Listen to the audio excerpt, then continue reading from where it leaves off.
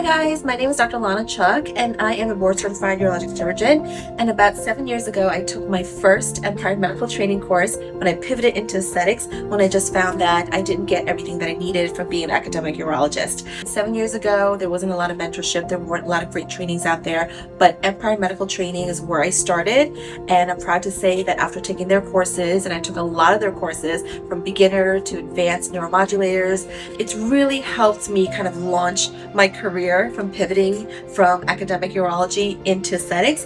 I currently have a large practice here in New York City, my flagship location, which I'm so proud of.